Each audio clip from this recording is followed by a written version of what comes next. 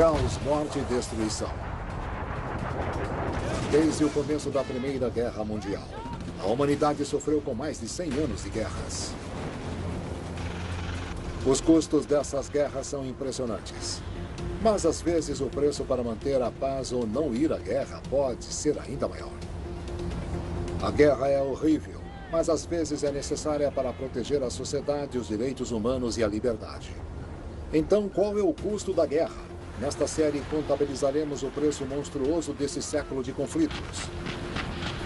Custos econômicos, sociais, ambientais e humanos. Um dos conflitos mais longos e mortais da história recente é a guerra no Afeganistão.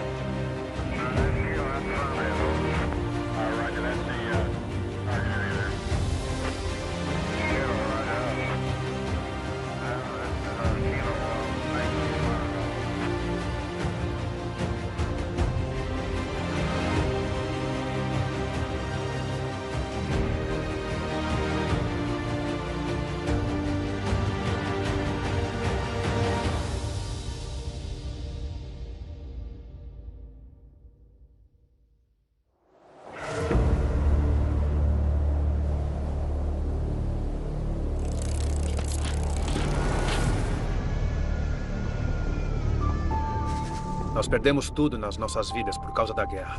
Agora os assassinos estão no poder. Eles não estão pensando no que é melhor para o país. E só estão pensando em como podem se beneficiar. Quando a Guerra Fria acabou em 1991, esperava-se que o mundo estivesse entrando em uma era pacífica e democrática. Mas ao invés disso, uma nova fase de guerras começa. Em outubro de 2001, o Afeganistão começou a ser o cenário de uma das guerras mais caras da história. Em 2019, os Estados Unidos ainda gastavam 13 bilhões de dólares por ano em operações no Afeganistão e mais 5 bilhões de dólares para apoiar as forças afegãs. O Afeganistão tornou-se a guerra mais longa dos Estados Unidos. A guerra afegã, ou talvez seja melhor chamarmos de guerras, já estão acontecendo há 4 décadas. Ou seja, a guerra do Afeganistão é mais longa do que 30 anos de guerra na Europa. Desde 2001, pelo menos 2 trilhões de dólares foram gastos. Pelo menos 100 mil pessoas já morreram e ainda não é possível enxergar o término. Mas para o povo afegão, a história não começou em 2001. O Afeganistão não só foi destruído uma vez, mas várias vezes em 40 anos. E muitas pessoas tiveram que se mudar. Milhões de refugiados foram para países vizinhos, no Paquistão e no Irã. E muitas pessoas, muitas famílias no Afeganistão não perderam tudo que tinham uma só vez, mas perderam muitas coisas várias vezes. O Afeganistão virou república em 1973. Na época, pelo menos na capital do país, Cabul, a sociedade e a cultura estavam se modernizando vagarosamente. Mulheres podiam estudar medicina e arquitetos construíam uma nova estrutura no estilo ocidental. Mas em áreas rurais, a sociedade ainda é bem tradicional. Há muitos analfabetos e a burca ainda é quase universal. O Afeganistão precisa urgentemente de investimentos para se desenvolver e se defender contra os vizinhos. A União Soviética é a maior doadora. No começo dos anos 1970, os soviéticos já haviam investido $1 bilhão. Em 1978, uma revolução acontece. O Partido Democrático do Povo do Afeganistão, uma organização socialista, toma o poder. Isso também foi um tipo de projeto de modernização. Queriam construir um Estado socialista, modernizar, trazer educação. Mas esqueceram que em uma sociedade totalmente islâmica é, por exemplo, muito difícil de colocar homens e mulheres na mesma sala de aula. Os tradicionais e conservadores religiosos resistem ao novo sistema secular, especialmente fora das cidades.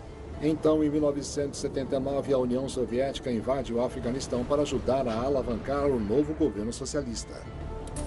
Unidades de guerrilha chamadas Mujahideen decidiram lutar contra os invasores soviéticos e o novo regime deles. São vários grupos soltos de várias facções tribais unidos por um comprometimento ao islamismo. As unidades Mujahideen no Afeganistão começaram a crescer por serem contra a invasão soviética. O objetivo principal deles era tirar a União Soviética do Afeganistão, depois espalhar ainda mais a ideologia deles. Voluntários de todo o Afeganistão e Oriente Médio são treinados e equipados em acampamentos especiais. Os campos de treinamento eram criados inicialmente pelos paquistaneses, mas também eram patrocinados pelos Estados Unidos e também pelos sauditas. Na verdade, esse foi o primeiro jihad global. A invasão soviética causou um grande aumento nas tensões da Guerra Fria global, além de uma longa guerra interna na região.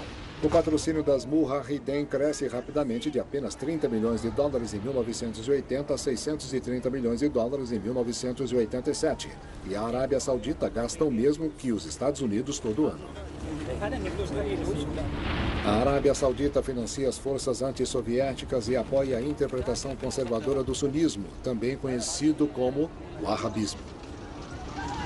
Eles apoiam grupos e indivíduos como Osama Bin Laden, que funda a Al-Qaeda no Afeganistão em 1988.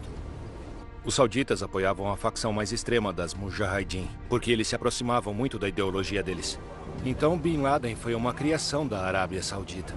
O dinheiro saudita e dos Estados Unidos é importante para a luta contra os soviéticos. Os fundos fornecidos pelos Estados Unidos eram geralmente gastos em treinamento nas Mujahideen no Paquistão, assim como os sistemas de defesa antiaérea Stinger não tripulados que nós fornecemos. Mesmo com as grandes somas gastas pelos Estados Unidos, ainda é uma maneira barata de guerrear. Primeiramente, era mais barato porque não era preciso mandar soldados para a batalha. Ou seja, a CIA e a Mujahideen em terra já derrotariam os soviéticos. A guerra devasta o Afeganistão. Na verdade, foi uma guerra mais intensa e mais brutal do que o conflito depois do 11 de setembro. Cerca de 9% da população, 1,25 milhão de pessoas, são mortas, a maioria civis, e quase a mesma quantia ficam incapacitadas. Mais de 300 mil crianças são feridas por minas terrestres. Quase um terço de todos os afegãos viram refugiados. Para a União Soviética, a guerra é cara. Nada popular e sem sucesso. Às vezes é chamada de Vietnã dos soviéticos. Havia fogo sendo lançado de 3 direções. As Mujahideen já estavam em uma distância de 20, 25 metros. Ficamos surpresos em ver que eles estavam próximos, jogando granadas na gente. A gente só tinha 2 cartelas restantes e nada de granadas. A guerra custa à União Soviética muito de sua estabilidade econômica e isso influencia o fim da Guerra Fria.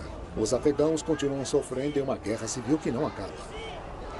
A esperança da população afegã era que a guerra fosse acabar. A grande maioria da população tinha apoiado as Mujahideen e esperava que as unidades assumissem o país e governassem, restabelecendo a paz e a estabilidade, o que não aconteceu, infelizmente.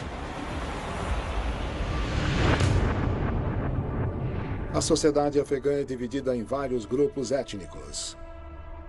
O maior, o Pashtuns, é ainda mais dividido em tribos e clãs. Alguns deles têm rivalidades desde muito tempo. As Mujahideen são muito divididas internamente para governar. Facções rivais representando tribos, etnias ou interpretações diferentes do islamismo competem pelo poder e são comandadas por guerrilheiros brutais. Finalmente, em 1994, uma nova organização surgiu, determinada a acabar com o caos da guerra civil, o Talibã. O crescimento do Talibã era inevitável, a não ser que os Estados Unidos investissem em recursos significativos na região. depois que os soviéticos foram embora de lá. Os que fundaram o movimento do Talibã em 1994, como Mullah Omar, eram das Mujahideen e tinham abandonado as armas e voltado para as escolas corânicas, as madraças, e não participaram na guerra em 1989. Então eram vistos como neutros. Em 1996, o Talibã toma o poder em 80% do país e implementa uma interpretação fundamentalista da lei Sharia. Eles prometem lei, ordem e estabilidade. Muitos outros ex-Mujahideen também se uniram a eles, que assumiram o poder em quase todo o país. Até aqueles que não eram pashtuns nem afegãos, no começo apoiaram o Talibã para que acabasse com a guerra e desarmasse as facções armadas. Nas províncias do norte, uma frente unida aparece. Todos de etnias diferentes, como por exemplo os tajiques, uzbeques, turcos e alguns pashtuns. Eles formam a Aliança do Norte para lutar contra o Talibã.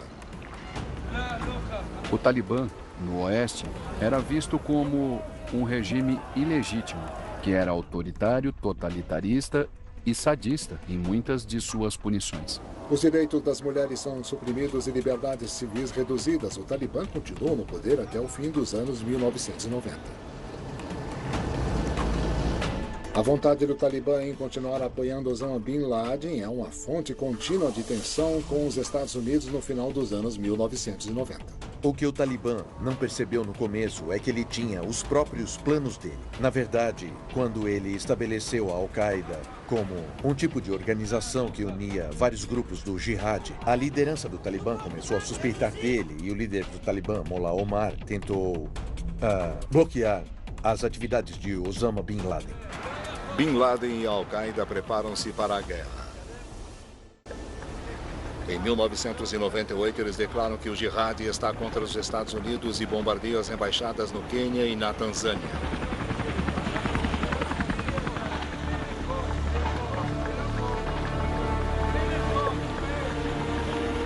O presidente Bill Clinton ordena ataques com mísseis contra locais de treinamento e de produção de armas da Al-Qaeda. Já que é parte da cultura afegã dar abrigo aos convidados, eles sempre eram perseguidos em todos os lugares. Desenvolveram uma situação onde não podiam entregar Osama, mesmo depois dos ataques contra embaixadas dos Estados Unidos no leste da África. $5 milhões pela cabeça de Bin Laden. Se ele tivesse sido capturado antes do 11 de setembro, milhares de vidas e trilhões de dólares teriam sido poupados. Mas nada prepara o mundo para o tamanho dos ataques terroristas da Al-Qaeda no dia 11 de setembro de 2001.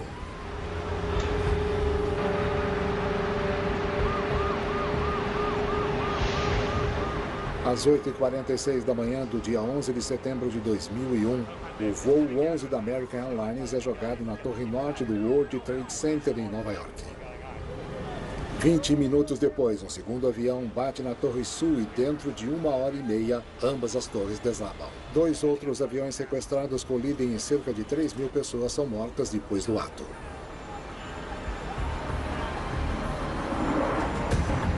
A Al-Qaeda é imediatamente identificada como a principal suspeita.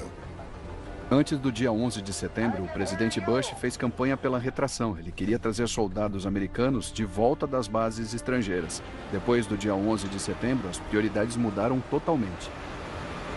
Agora, as forças deveriam ficar no exterior para impedir que houvesse outro ataque igual ao de 11 de setembro. Se não fosse o 11 de setembro, os Estados Unidos não teriam interferido no Afeganistão. Os Estados Unidos exigem que o governo afegão entregue Bin Laden.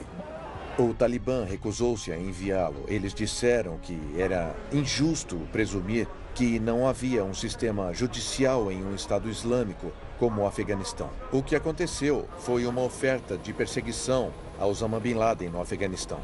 A CIA aumentou imediatamente as operações secretas junto com as forças de operações especiais, que estavam inseridas no Afeganistão, com malas cheias de dinheiro para comprar guerrilheiros e ajudar a resistência contra o Talibã. Eles queriam tentar derrotar o Talibã de uma vez e tirá-los do país. Os Estados Unidos pedem apoio aos aliados. O primeiro-ministro britânico Tony Blair imediatamente apoia ações militares. No dia 7 de outubro de 2001, os Estados Unidos lançam oficialmente a Operação Liberdade Contínua, com forças especiais americanas e britânicas do Afeganistão. As tropas aliadas anti-Talibã do Norte se beneficiam do apoio dos Estados Unidos para atacar várias cidades afegãs importantes. O Conselho de Segurança da ONU pede que o órgão tenha um papel central no futuro do Afeganistão. A Força Internacional de Assistência à Segurança, ou ISAF, na sigla em inglês, foi tomada pela Aliança Atlântica. Graças a essa resolução da ONU, muitos governos europeus decidem entrar para essa força de coalizão. No fim do ano, soldados da Alemanha, Canadá, Turquia, Espanha, Itália, França e Polônia são enviados. Por fim, mais de um quarto dos membros da ONU participam, inclusive muitos países de fora da Aliança Atlântica. Nações diferentes como a Alemanha e a Itália terão responsabilidades importantes, regiões inteiras do Afeganistão. Os ataques aéreos começam em setembro e estima-se que 14 mil toneladas de bombas são jogadas em 3 meses. Muito do combate terrestre é feito pelas forças da Aliança do Norte, não soldados internacionais. Inicialmente, apenas 1.300 fuzileiros navais são enviados. Depois do Vietnã, os Estados Unidos relutaram em enviar tropas terrestres para resolver os problemas de segurança nacional. Mas quando tropas terrestres são mandadas, o potencial de perda em massa é enorme. E também é caro. O orçamento militar dos Estados Unidos cresceu muito para custear o envio das tropas ao exterior. O capacete de um fuzileiro custa $322, com mais 68 para o uniforme, e 1.620 para o colete à prova de balas. O equipamento de proteção custa $342, o walkie-talkie custa $578, as botas custam $105 e o rifle custa $586. Uma mochila totalmente equipada custa mais de $1.000, além de tudo isso. As forças do Talibã têm equipamentos mais baratos, mesmo assim são modernos. Agora, eles não estão andando por aí em tanques. Basicamente, são soldados a pé, mas claro que eles também têm armas modernas. Todos sabem que eles usam rifles de forma eficaz e óculos de visão noturna e por aí vai. Em contraste, os custos dos Estados Unidos continuam subindo. Em 2012, estima-se que manter um soldado americano no Afeganistão por um ano custou $2.100.000. A guerra do século XXI precisa de muito menos homens no campo de batalha do que as maiores guerras do século XX. No auge da guerra afegã, os Estados Unidos enviaram quase 100 mil soldados e as forças da Aliança Atlântica enviaram 130 mil homens ao campo. Em contraste, durante a Segunda Guerra Mundial, mais de 12 milhões de americanos foram enviados para fora. A tecnologia, de certa forma, substitui poder humano bruto. O legado da Guerra do Vietnã torna o recrutamento politicamente inaceitável e obriga os americanos a mandarem menos soldados para fora. Então, os Estados Unidos adotam a estratégia de drones e ataques aéreos.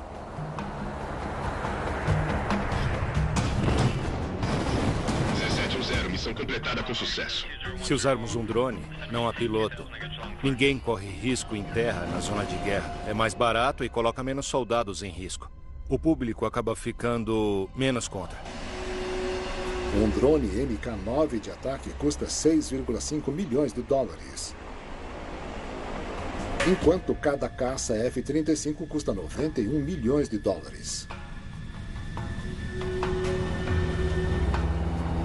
Além dos pilotos e da infraestrutura, um drone custa $3.250 por hora de voo, enquanto uma hora de voo de um F-35 custa $16.500.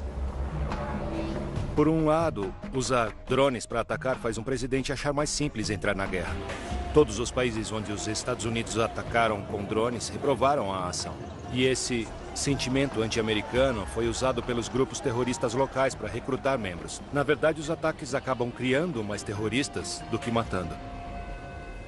As tropas aliadas do norte invadiram Cabul no dia 14 de novembro de 2001.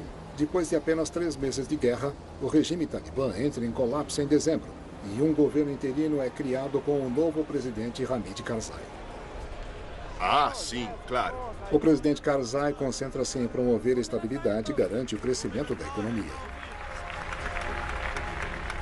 Assim como o Plano Marshall para reconstruir a Europa nos anos 1940, os Estados Unidos enviam dinheiro para o país. Uma ajuda direta no total de 18 bilhões de dólares, isso só até 2006. Se contarmos a inflação, o valor é maior do que o gasto na reconstrução da Alemanha Ocidental depois da Segunda Guerra Mundial. O Plano Marshall enviou 1,48 bilhões de dólares à Alemanha, o valor atualizado é de 15 bilhões de dólares.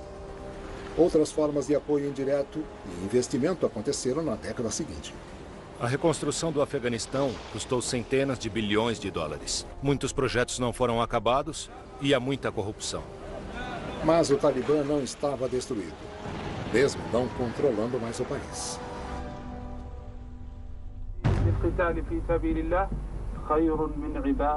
Enquanto isso, a Al-Qaeda ainda está ativa e Osama Bin Laden ainda está solto. Em março de 2002, a Operação Anaconda é criada, uma enorme batalha de alianças contra guerrilheiros do Talibã nas montanhas e nas fronteiras do Sudeste. Com a guerra em andamento, é cedo demais para reconstruir. É muito difícil reconstruir um país no meio de uma guerra. Eu diria que, de qualquer forma, um grande investimento na reconstrução do Afeganistão seria desperdiçado. E é claro que ainda existe a corrupção. Os afegãos são responsáveis por isso. No fim de 2003, parece que as operações estão acabando. Apenas 8 mil soldados dos Estados Unidos continuam no Afeganistão.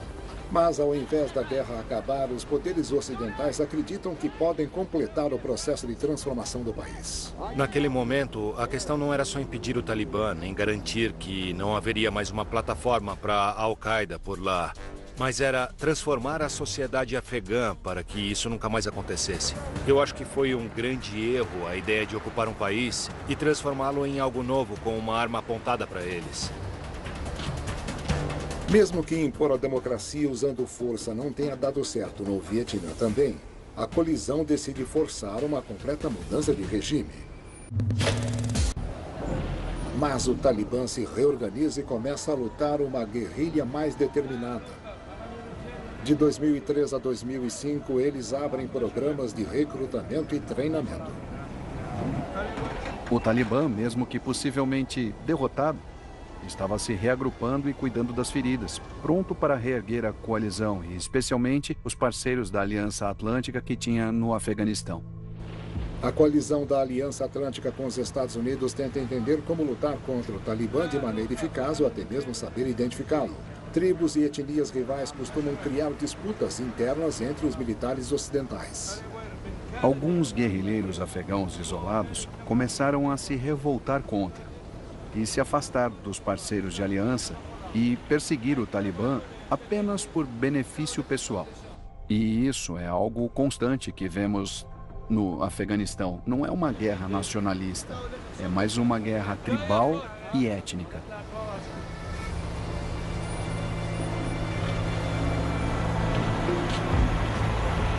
É um momento de grande otimismo para o futuro do Afeganistão, mas será difícil estabelecer uma democracia estável quando a violência acontece há tanto tempo. Eles não têm histórico de democracia. Eles têm várias facções rivais que lutam por poder. Seria difícil para o Afeganistão, mesmo sem uma ocupação, evoluir e virar uma democracia, mesmo que demorasse. O jeito que implementaram a intervenção acabou impedindo o desenvolvimento da democracia no Afeganistão. Desde o começo, especialmente o governo americano entrou com tudo nos assuntos afegãos e nas tomadas de decisões. Às vezes até ignorando a opinião do governo do país que tinha sido escolhido pelos americanos. Isso tudo atrapalhou a implementação de uma democracia no Afeganistão. Em 2006, a insurgência do Talibã entra em uma nova fase de crescimento. Pelo menos 350 ataques armados são feitos por soldados do Talibã apenas em 2006, a maioria contra civis. Homens-bombas suicidas estão cada vez mais comuns.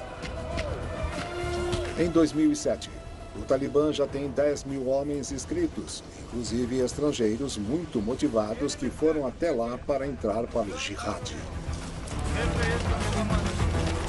O Talibã estava seguro no Paquistão e também em outras áreas.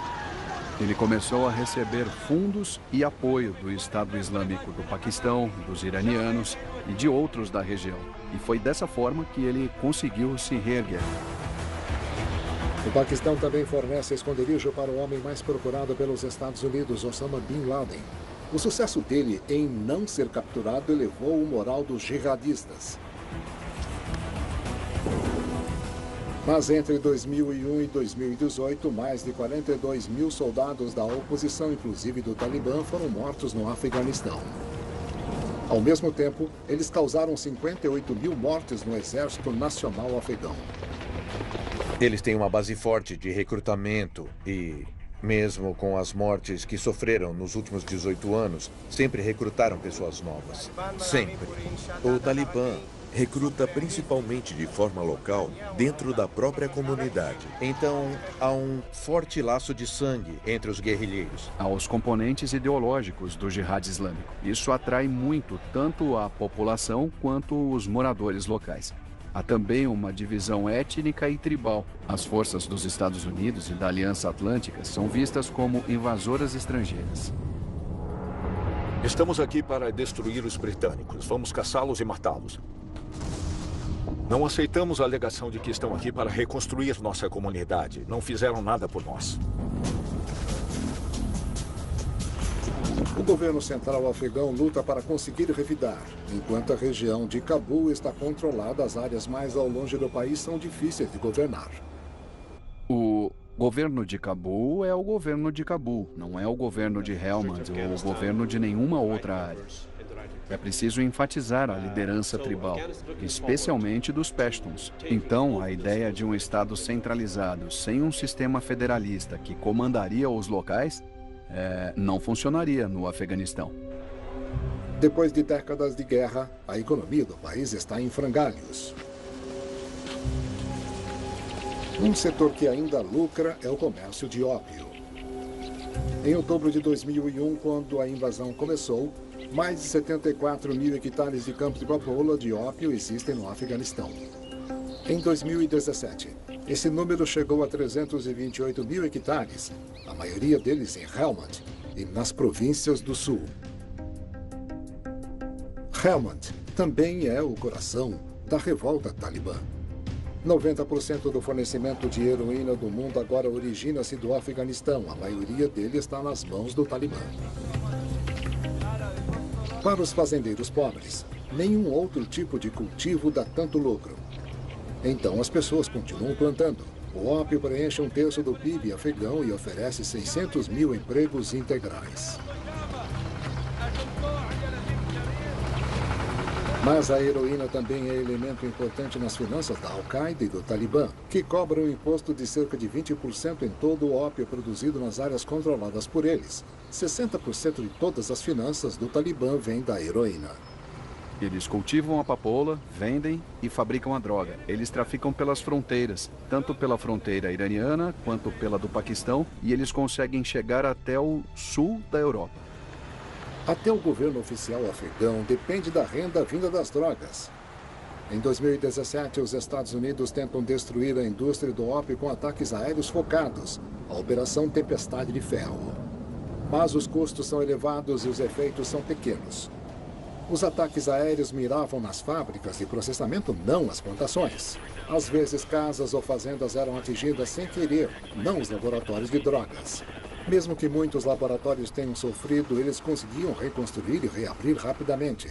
No total, os americanos gastaram 9 bilhões de dólares em operações contra narcotráficos no Afeganistão. 1,5 bilhão de dólares todo santo dia desde 2001. Mesmo assim, nesse período, a produção de ópio atingiu a maior alta de todas. O Talibã tem outras fontes de renda, como madeira e pedras preciosas, e também serviços como redes de celular. Ele até ganha dinheiro caçando espécies em extinção e com impostos sobre renda e lucro. Eles se chamam de Emirado Islâmico e cobram impostos do povo. Eles cobram até impostos em áreas que são oficialmente controladas pelo governo, mas não é bem assim, porque o Talibã consegue cobrar impostos. O Talibã recebe 500 milhões de dólares por ano de apoio internacional em todo o Oriente Médio e no Paquistão. O Paquistão quer influenciar o Afeganistão. Então, Eles acham que o Talibã e outros grupos relacionados são o caminho para eles terem poder na região. Quem está comandando o Estado Islâmico Paquistanês, os serviços de inteligência, costuma ser jihadista. Eles apoiaram Bin Laden, financiaram grupos extremistas e atacaram os Estados Unidos no Afeganistão. Mas mesmo assim, os Estados Unidos os veem como aliados. O Paquistão fornece abrigo para o inimigo dos Estados Unidos, Bin Laden, depois de 2002. A CIA finalmente descobre a localização em 2010, depois de rastrear seus mensageiros.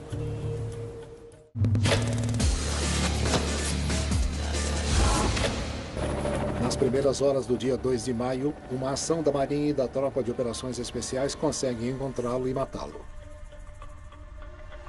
Uma quantia significativa de recursos foi gasta para capturar o Osama Bin Laden. Mas o povo dos Estados Unidos queria encontrar o Osama Bin Laden. E queria que ele não fosse só encontrado e julgado, queria que ele fosse encontrado e morto.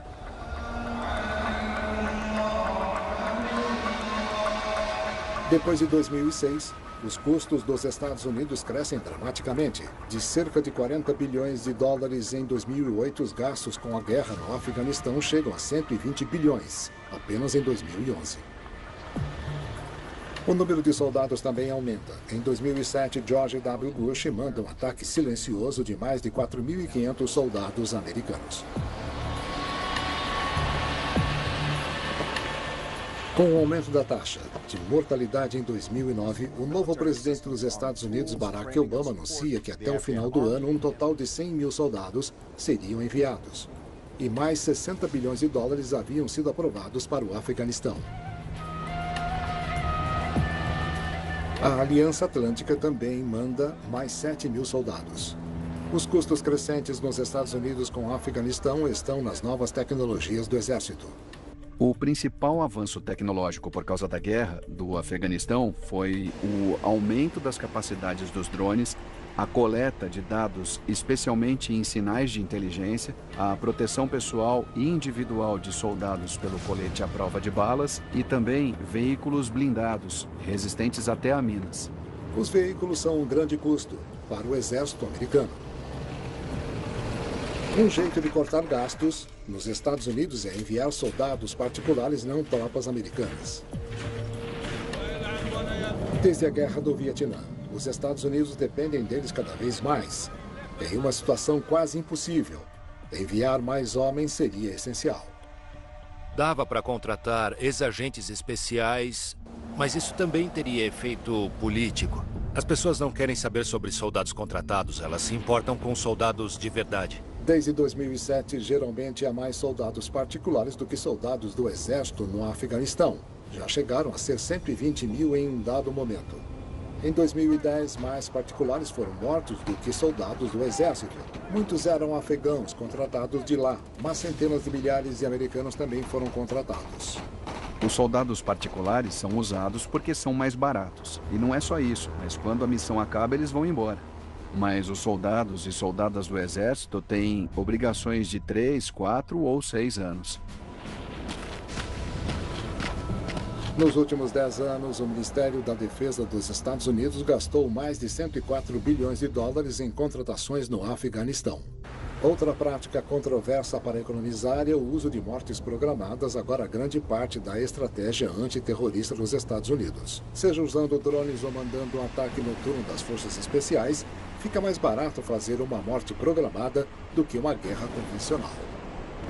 É o método mais barato que conseguimos aplicar. Isso não significa que não custa nada, mas que é o mais barato. No governo Obama, o uso de drones não armados para ataques contra alvos específicos no Afeganistão e Paquistão aumenta consideravelmente. Foram mais de 100 só em 2010. Entre 7% e 30% de todas as mortes causadas por ataques com drones foram de civis. Estima-se que 12 mil rebeldes foram mortos ou capturados em 2010 em operações com alvos visados. Quando você assassina um líder de um grupo terrorista, por exemplo, outro líder aparece, às vezes mais perigoso do que aquele que você matou. Os métodos de guerra dos Estados Unidos, como usar contratados e ataques com drones, evitam os custos políticos e sociais para enviar milhões de homens para o estrangeiro. Enxergamos isso como um legado do Vietnã, mas ainda há altos custos nessa abordagem cujos riscos criam ainda mais hostilidade. Em 2011, 10 mil soldados dos Estados Unidos são retirados. Em 2012, foram 23 mil. Mais de 70 mil continuam lá. O plano inicial do Obama era a retirada total até o final de 2011. Uma nova missão da Aliança Atlântica a terminar em 2014 é criada. Em 2014, houve uma virada importante para a história da guerra.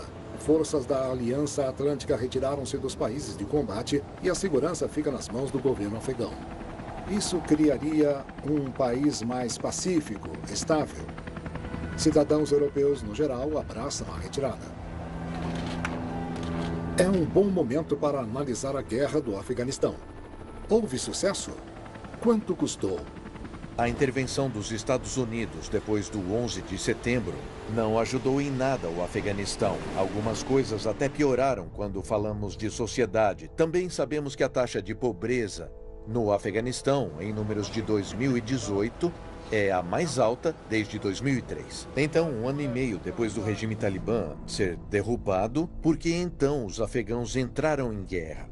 Não foi por uma vida melhor. A guerra do Afeganistão geralmente é apresentada como uma insurgência ilegítima do Talibã que quis lutar contra o governo legítimo, apoiado pelo Ocidente e que aplicava a lei.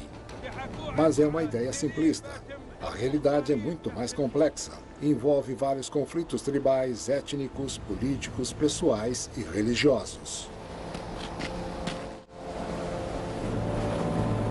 Prepare-se para atirar. A infraestrutura e a economia deles nunca foram fortes, mas conseguiram alimentar os afegãos até a guerra começar nos anos 70. Ainda estão em queda e não se recuperaram.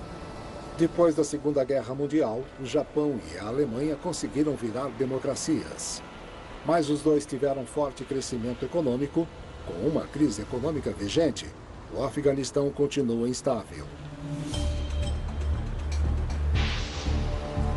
O presidente de longo mandato, Hamid Karzai, é substituído em 2014, mas as eleições são inconclusivas. Entre alegações de fraude generalizada, um acordo especial permite que os dois candidatos mais votados dividam o poder em um governo nacional unificado. Um embate político continua e o processo democrático normal começa a ruir. A Aliança Atlântica lança uma missão depois disso chamada Operação Apoio Decisivo. 12 mil soldados da Aliança Atlântica são enviados para treinamentos da polícia e exército afegãos a fim de fazer a segurança doméstica. Metade deles são dos Estados Unidos, mas também há 1.000 alemães e uma quantidade significativa do Reino Unido, Itália e Geórgia. A Aliança Atlântica fornece mais de 2,5 bilhões de dólares em apoio para o Exército Nacional Afegão. O governo do país também contribui com 500 milhões ao ano. A Aliança Atlântica continuará pagando até 2024. Em janeiro de 2015, a situação já complexa da segurança piora ainda mais quando o Estado Islâmico também cresce no Afeganistão. Alguns ex-soldados da Al-Qaeda e do Talibã participam e iniciam ataques suicidas em civis e ocidentais, matando ou ferindo milhares. Mas o Talibã continua sendo a maior organização opositora. Eles também continuam recrutando novos membros. Em um país onde a economia não funciona e há vários números de jovens sem uma fonte de renda, só a ideia de ser pago para ser soldado do Talibã é atrativa para esses grupos de jovens. Em 2018, 16 mil soldados de parceiros da Aliança Atlântica ainda estão no Afeganistão apoiando as forças de segurança afegãs. Longe de diminuir, o nível de violência parece aumentar. No fim de 2018, o Talibã controla mais território do que qualquer época desde 2001. É difícil derrotar o Talibã porque eles são um movimento nacionalista. Tem muito apoio por serem contra os Estados Unidos e por representarem o grupo étnico Pashtun. A taxa de mortalidade bate recorde. A ONU registra que, em 2018, 3.804 civis foram mortos e 7.189 ficaram feridos. Os Estados Unidos e a Aliança Atlântica são responsáveis por 24% das mortes, o Talibã por 37% e o Estado Islâmico por 20%. E as pessoas continuam a sair de suas casas em volume recorde. Mais de 250 mil pessoas saíram do país em 2017. Querida mãe, eu morri fazendo o que nasci para fazer. Eu estava feliz, me sentia ótimo, mesmo que o exército tenha sido meu triste fim. E ir ao Afeganistão foi a realização de um sonho. O custo humano da guerra do Afeganistão é devastador. De 2001 a 2014, cerca de 3.500 soldados da Aliança Atlântica foram mortos no Afeganistão, inclusive canadenses, alemães, franceses e italianos, além dos americanos e do Reino Unido.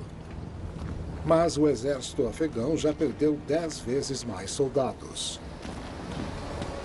E estima-se que 38 mil civis tenham sido mortos por ataques aéreos, bombas, mísseis ou em batalha. Mesmo que os números sejam mais baixos do que a guerra soviética dos anos 80, o efeito ainda é devastador. A guerra também se espalhou no Paquistão e matou cerca de 57 mil pessoas por lá. Isso sem falar nos custos indiretos.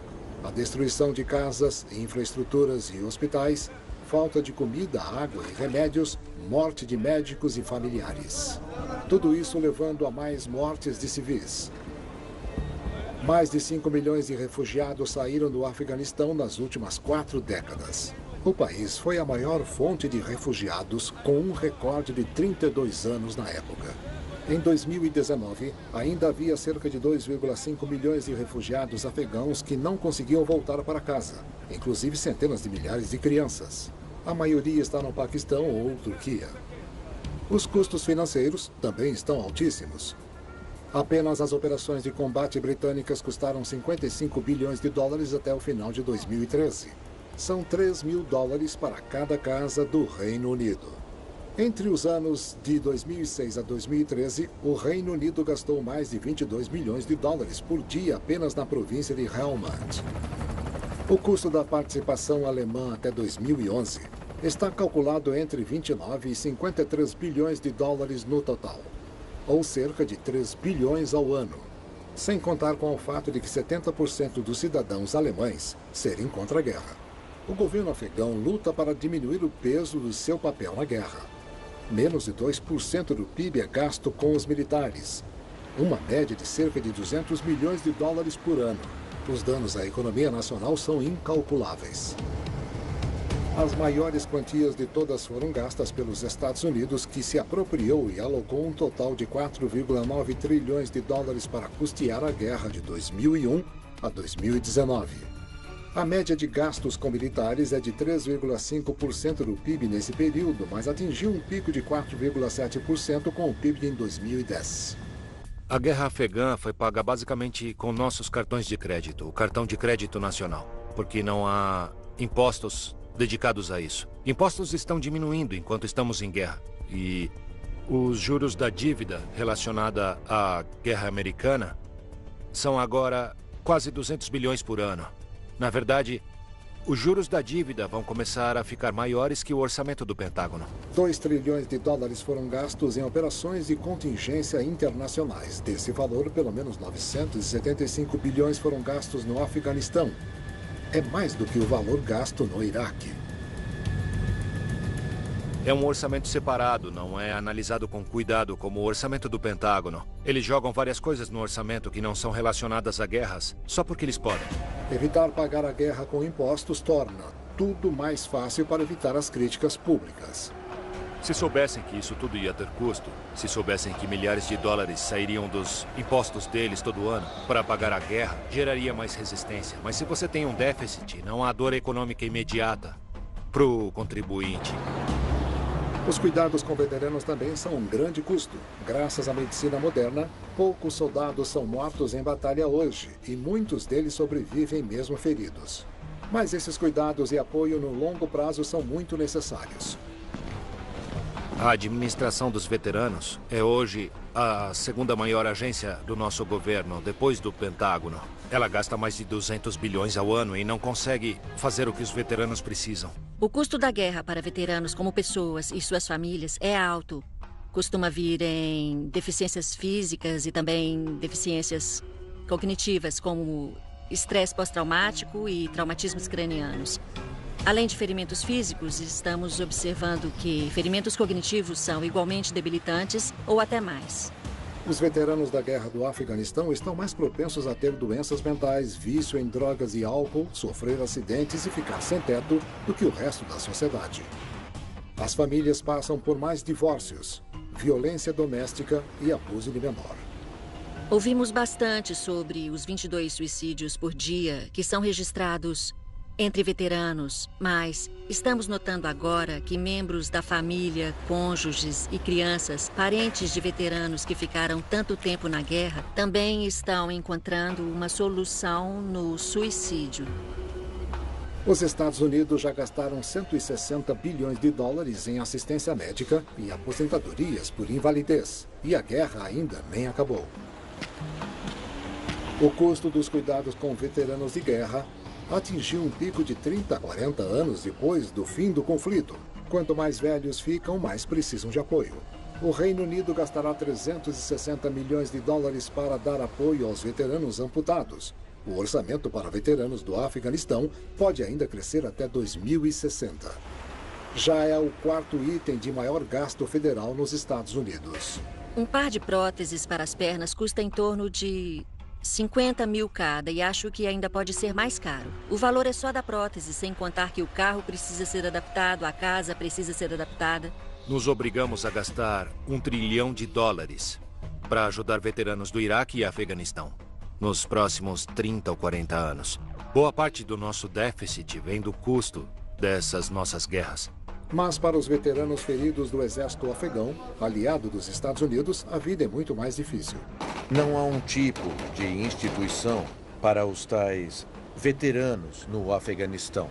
Temos muitos exemplos de soldados feridos que são deixados para trás. Não há cuidados posteriores para eles. Quando são transportados, há falta de capacidade para isso, não há avaliação médica. Isso causa um impacto na moral. E a moral do governo afegão está bem baixa. De acordo com a Caridade para Vítimas de Mina, Halo Trust, o Afeganistão é um dos países mais minados no mundo, com mais de 600 mil minas colocadas desde 1979. O país também está lotado de bombas que não explodiram. Em julho de 2018, a Halo no Afeganistão já tinha destruído 241.500 bombas anti-soldados, 6.700 minas contra veículos, mais de 10 milhões de munições de alto calibre e mais de 49 milhões de balas. Eles já desativaram 2.800 armas pesadas como tanques e peças de artilharia e destruiu mais de 55 mil armas. Atualmente, eles destroem cerca de 70 toneladas de explosivos por mês. Mas grandes quantidades de terras agrícolas seguem contaminadas. Os fazendeiros não podem voltar para casa nem ganhar a vida com segurança. Os Estados Unidos já gastaram 110 bilhões de dólares em reconstrução e ajuda entre 2002 e 2014. 70% do valor foi para a segurança. Financiam o exército e a polícia afegãos e lutam contra o ópio. 30% com a administração, inclusive a construção de tribunais e prisões para a aplicação da lei. Menos de 3% do dinheiro foi para causas humanitárias.